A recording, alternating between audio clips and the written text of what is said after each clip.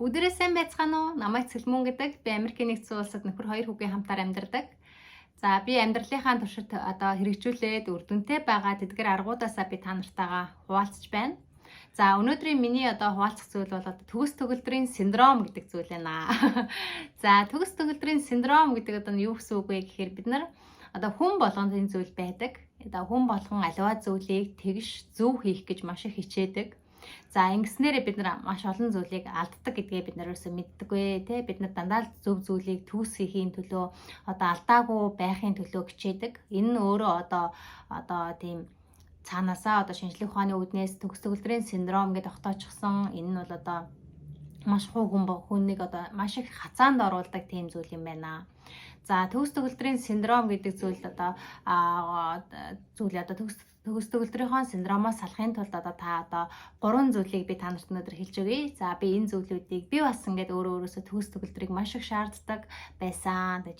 Жижиг зүйлийг хүртэл хараад би төгс хийхийг хичээдэг. Маш их тийм өөрийгөө тэгснээрээ би өөрийгөө маш их хацаанд оруулдаг юм эмэгтэй байсан. За одоо би бол төгс төгөлдрийн синдромтой биш. Би өөрийнхөө байдаг. Тэр хацаанаасаа гарсан юм эмэгтэй учраас би та нараас та нарыгаа төгс төгөлдрийнхөө синдромтой байгаа бол энээсээ гарах тийм 3 аргыг би та нартай өнөөдөр хэлж өгнө. За нэгдүгээр зүйл бол ерөөсөө хүнийг битгий шүүмжлээрэ гэж би та нарт хэлмээр байна. Аливаа зүйлийг шүүмжлээл те аливаа зүйлийг аль муугаас нь хараад сайн хийх байсан, ингэх байсан гэд бид нар маш их шүүмжилж эхэлдэг те. Бид нар хажууд хүмүүсээ маш их шүүмжилж эхэлдэг, өөрийгөө шүүмжилж эхэлдэг. Ингэснээрээ бид нар ямар ч урагшлах боломжгүй болчдгоо те. Ингээд хүнээс ингээд мууг нь хараад, өөг нь хараад авах тусмаа бид нар өсөж хөгжөхдөө маш их гацаанд орчдөг.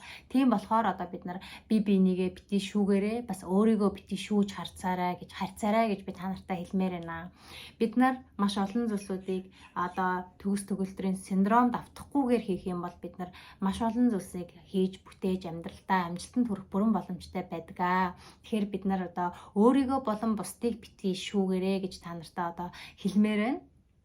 За хоёрдугаар зүйл нь болохоор ерөөсөө бид нар өөрсдөө маш өндөр зорилго тавьчихдаг. Тэгээд түүндээ хүрэх гэж, түүнийгээ төгс хийх гэж маш их хичээдгээ тий. Ингэснээрээ бид нар ундаг. За энэ болохоор зорилгоо том тавих нь зөв. Гэхдээ бид нар энийг багаар хийх ёстой. Өнөөдөр бид нар англи хэл сурна гэж зорилго тавьчаал англиар маргааш ярьчих юм шиг ингэж сэтгэдэг. Ингэж энэ нь болохоор бид нар өөрөөсөө төгс төгөлдрийн синдромыг жинхэнэ илэрлэнэ гэж би хэлмээр байна. Тийм ээ. Тэгэхээр та англи хэл сурнаа л гэсэн бол багаар өнөөдрөөс ахуулаад хийгээд эхлэх юм бол та магадгүй 2 жилийн дараа, 3 жилийн дараа магадгүй өнөөдөр яг тавьсан зорилготондоо хүрэх бүрэн боломжтой байд юм аа. Тийм болохоор аливаа зүйлийг багаар хий. Зорилгодоо өнөөдөр зорилго тавилаа, тэрэндээ маргааш хүрэх бишээ. Бид нар багаар ирээдүйд тэр зорилгоудаа хүрэх бүрэн боломжтой байд юм шүү гэж хэлмээр байна. Тийм болохоор хит их өндөр зүйлийг бити өөрөөсөө шаард зорилгодоо хүрэхийн тулд та заавал багаар хийх боломжтой байд юм шүү гэж би хэлмээр байна тий. За англи хэл сурна гэж жишээ авсан. Англи хэл сурна гэж өнөөдөр та 10 үг чийжлэх гээд өөрийгөө ядраагаад байгаа бол магадгүй та гинт сурж байгаа учраас эн чинь бас танд маш хэцүү, тархинд чинь тасаагүй учраас хэцүү байх учраас та өнөөдөр 2 өгч байд юм уу тий. Ингэж багаар 2 маргааш 4 ингэж 6 гэд ингээд яваад эхлэх юм бол та илүү амжилттай ирээдүйд тэр амжилтаандаа хүрэх бүрэн боломжтой гэсэн үг ээ. Тийм болохоор төгс төгөлдрийг бити өөрөөсөө шаардаарай гэж би хэлмээр байна. За 3 дугаар зүйл болохоор гэмтсэн явж ерөөсөө болохгүй. Энэ юу гэсэн үг вэ гэхээр амар хэцүү өөрийгөө тийм манан дунд төөрсөн мэт тэгж өөрийгөө тийм хэцүү байдалд оруулж тэгж явж ерөөсөө болохгүй. Ингэж би энийгээ гэмтсэн гэдэг маань болохоор би энийгээ хийж чадахгүй байна. Би ингэсэн байна гэж өөрийгөө тэгэж ингэж хэцүү байдалд оруулж, сэтгэлийн тийм шаналлалд оруулж бид нар чинь нэг зүйлийг хийнэ хичээл амар хэцүү байдалд ороод ингээд тэрнээсээ болоод нэг төлөвсөн зүйлээ хийж чадахгүй маш их гацаанд ордог. Тийм болохоор тийм гэмтсэн өөрийгөө тийм шаналгасан зүйл бити тэгж бодлороо хийгээрэй гэж би та нартай хэлмээр байна.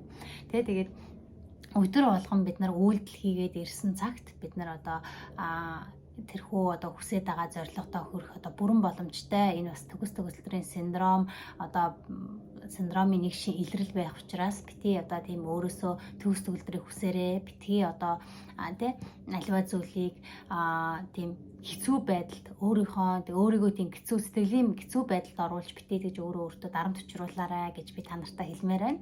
За би өнөөдөр та нартай одоо энэ төгс төгөлдрийн синдромыг хэрхэн одоо өөрөөсөө авч хаях вэ гэдэг 3 аргыг хэлж өгч байна. За нэгд нь болохоор одоо тий шүүмжлэхээ бол бусдыг болон өөрийгөө шүүмжлэхээ бол одоо хоёрдугаар талаар зорилгоо одоо баг багаар хийгээрэй гэж хэлмээр байна. Баг багаар хийсэн цагт таны зорилго одоо өдөр бүр одоо биелж тий байх бүрэн боломжтой. Ирээдүйд таны одоо өнөөдөр та баг багаар хийж чадсанараа ирээдүйн тань том зорилготой хүрэх бүрэн боломжтой гэж хэлмээр байна.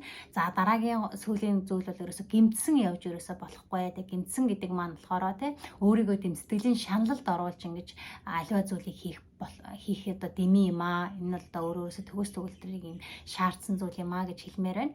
За бид нар төгс төгөлдрийнхөө синдромыг хаяад өөртөө цензуур тавихгүй, бид нар хийж байгаа юмаа шүүмжлэхгүй, бид нар өөрийгөө хайрлаж, бусдыг хайрлаад шүүмжийн биш хайрлсан нүдээр хараад эхлэх юм бол бид нар одоо ирээдүйн том амжилтуудыг өөртөө одоо дуудаж байд юм шүү гэж хэлмээр байна. Тэгээ амжилттай амьдралын нэг нууц бол яалтчгүй төгс төгөлдрийн синдромгүй амьдрахыг би хэлмээр байна. Тэгэхээр төгс төгөлдрийн синдром бол одоо хүмүүсийг маш их гацаанд оруулдаг.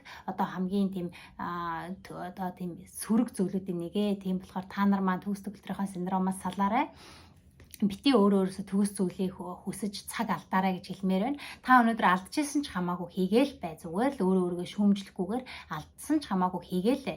Нэг л өдөр таны дээр хүсэжсэн амжилт чинь таны гар дээр ирэх болно гэж би та нартай хэлмээр байна. За өнөөдрийн миний видеог сонирхсан та нартай маш их баярлалаа. Та нартай хамгийн сайн сайхан бүхнийг хүсье. Баярлалаа.